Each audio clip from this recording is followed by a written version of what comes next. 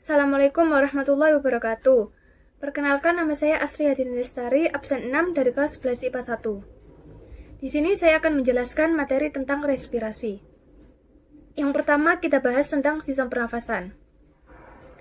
Sistem pernafasan adalah sistem organ manusia yang berperan dalam metabolisme tubuh melalui pernafasan dan respirasi.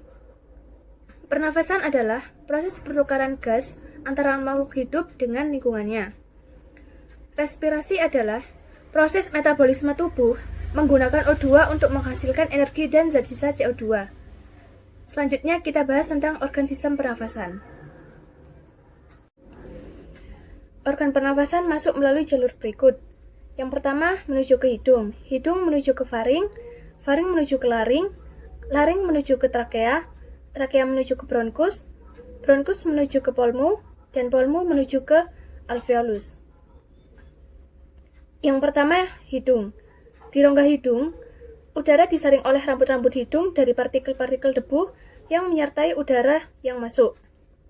Udara juga akan dihangatkan dan akan dihangatkan agar sesuai dengan suhu tubuh. Yang kedua, faring. Tempat dilaluinya udara pernafasan dan makanan yang berasal dari mulut.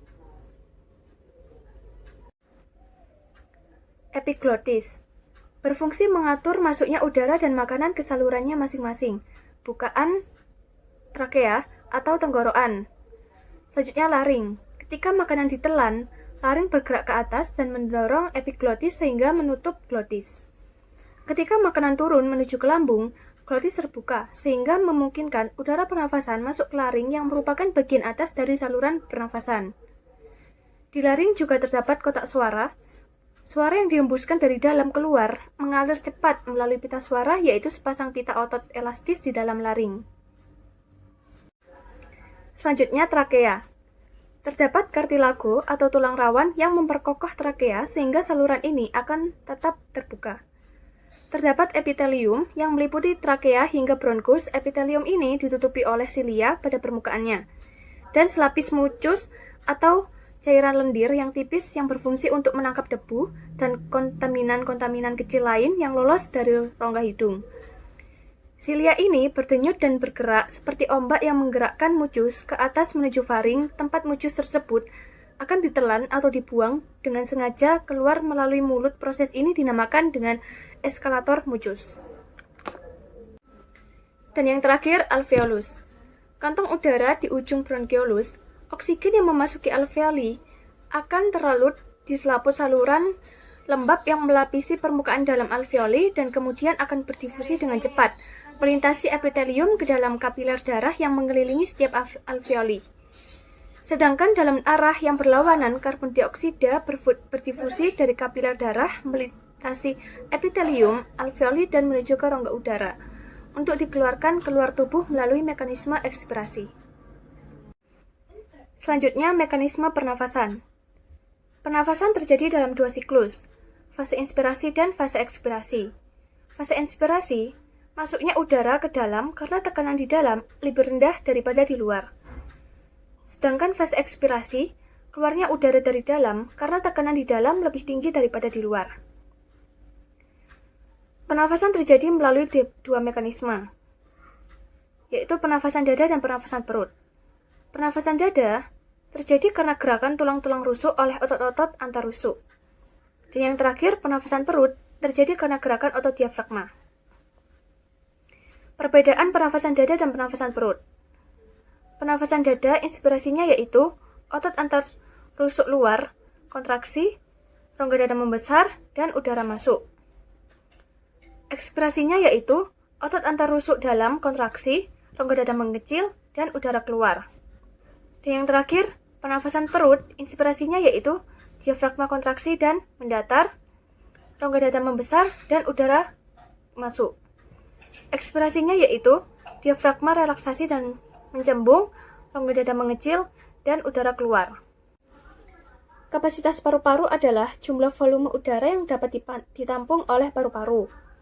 Kapasitas paru-paru ini sendiri terdiri dari 7. Yang pertama, udara tidal. Volume ketika inspirasi atau ekspirasi kurang lebih 500 mili. Yang kedua, Udara cadangan inspirasi, volume ketika inspirasi kembali setelah inspirasi, kurang lebih 1500 mili. Yang ketiga, udara cadangan ekspirasi, yaitu volume ketika ekspirasi kembali setelah ekspirasi, kurang lebih 1500 mili. Yang keempat, udara residu, yaitu volume sisa yang selalu berada dalam paru-paru dan tidak dapat diekspirasikan, kurang lebih 1000 mili. Yang kelima, kapasitas inspirasi, yaitu jumlah udara tidal dan cadangan inspirasi kurang lebih 2000 mili. Yang keenam, kapasitas residu fungsional, yaitu jumlah udara residu dan cadangan ekspirasi kurang lebih 2500 mili. Selanjutnya, kapasitas vital, yaitu jumlah udara maksimum yang dapat diekspirasikan setelah inspirasi, kira-kira kurang lebih 3500 mili. Dan yang terakhir, kapasitas total, yaitu jumlah kapasitas vital ditambah udara residu, kurang lebih 4000 mili. Frekuensi pernafasan seseorang dipengaruhi oleh beberapa faktor. Dari segi jenis kelamin, antara perempuan dan laki-laki, lebih cepat laki-laki. Dari segi usia, orang yang berusia muda dan tua lebih cepat orang yang berusia muda. Dari segi tinggi badan, orang yang berbadan pendek dan tinggi lebih cepat orang yang berbadan tinggi. Dari segi posisi badan, orang yang berbaring dan berdiri lebih cepat orang yang berdiri. Dari segi aktivitas, orang yang melakukan aktivitas berat dan santai lebih cepat orang yang melakukan aktivitas berat. Dari segi suhu tubuh, orang yang memiliki suhu tubuh rendah dan tinggi lebih cepat orang yang memiliki suhu tubuh rendah.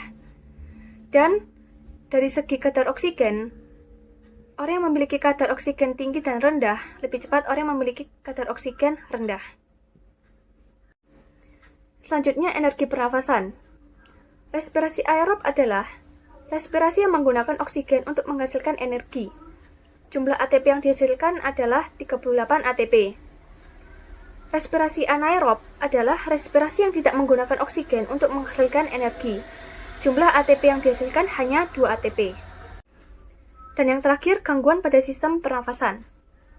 Yang pertama yaitu peradangan. Peradangan dapat disebabkan oleh virus, bakteri, dan gaya hidup yang buruk. Yang kedua, asfiksi, yaitu gangguan pengangkutan oksigen ke jaringan akibat tenggelam atau keracunan gas beracun. Yang ketiga, hipoksia atau adenoid, yaitu kegagalan metabolisme tubuh akibat kekurangan oksigen pada jaringan. Selanjutnya, asidosis, yaitu peningkatan kadar asam karbonat darah akibat keracunan CO2 dan CO yang menyebabkan turunnya pH darah. Dan yang terakhir, asma, yaitu penyempitan saluran pernafasan. Sekian penjelasan dari saya. Wassalamualaikum warahmatullahi wabarakatuh.